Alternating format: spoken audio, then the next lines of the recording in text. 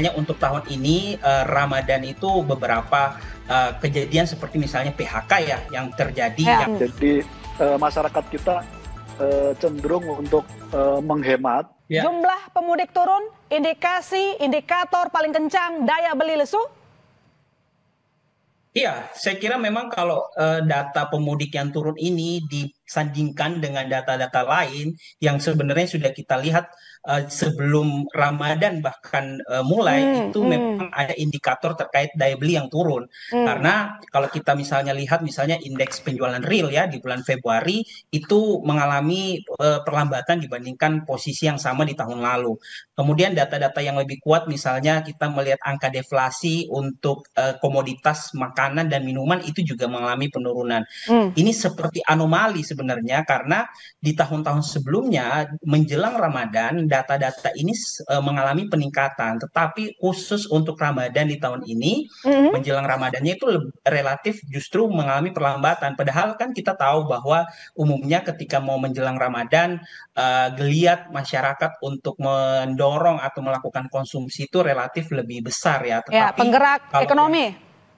betul, kalau seandainya kita lihat dari data-data yang tadi kita sebutkan, justru itu tidak seantusias setidaknya jika dibandingkan kalau dengan tadi Anda mengatakan sudah ada tanda-tanda sebelumnya bahkan sebelum mendekati Lebaran, apa penyebabnya? Ya, menurut kami sebenarnya ini adalah akumulasi dari faktor yang terjadi di tahun lalu dan juga di tahun ini. Kalau kita lihat misalnya untuk tahun ini Ramadan itu beberapa kejadian seperti misalnya PHK ya yang terjadi, yang sayangnya terjadi di industri padat karya itu akhirnya ikut berimplikasi terhadap kemampuan daya beli masyarakat. Karena sekali lagi industrinya yang memang punya karakteristik angkatan kerja yang besar.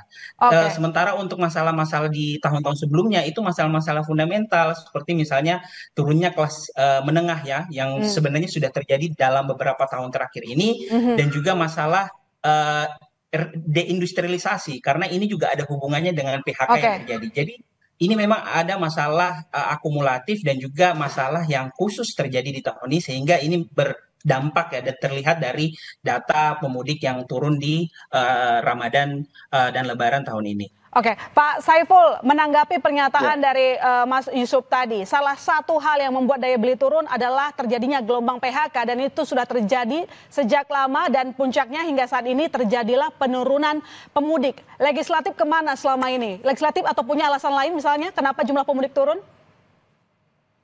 Ya, memang banyak faktor memang yang kita bisa analisa kenapa pemudik kita turun. Memang kalau dibanding dengan tahun 2024 memang turun.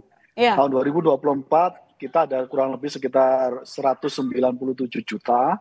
Tahun ini diperkirakan 147 juta. Jadi memang ada penurunan. Nah, ada fenomena menarik Mbak terakhir itu. Ada kecenderungan pola mudik masyarakat kita yang berubah. Jadi kalau kemarin sampai hari H memang kita lihat memang tidak ada lonjakan yang cukup signifikan dibanding tahun sebelumnya. Nah, saya melihat memang ada pola yang berubah. Mungkin saya membayangkan mungkin pasca Lebaran +2, +3 mungkin ada yang baru mau melakukan mobilisasi untuk mudik Lebaran. Itu yang pertama ya. Yang kedua, ada tren baru yang disebut sebagai frugal living itu. Jadi masyarakat kita cenderung untuk menghemat dari situasi mudik Lebaran ini. Menghemat dalam pengertian mereka sengaja untuk tidak mudik dengan pertimbangan ingin menghemat biaya hidup mereka gitu. Nah karena itu mereka menunda itu. Nah tren ini juga akhirnya mempengaruhi kenapa mudik Lebaran kita relatif turun dibanding pada tahun sebelumnya. Karena tren frugal living itu baru terjadi memang tahun ini. Dan itu survei juga dilakukan oleh teman-teman Kompas, trennya cukup tinggi, perilaku masyarakat kita yang ingin saving keuangannya dan sambil melihat situasi ekonomi ke depan seperti apa.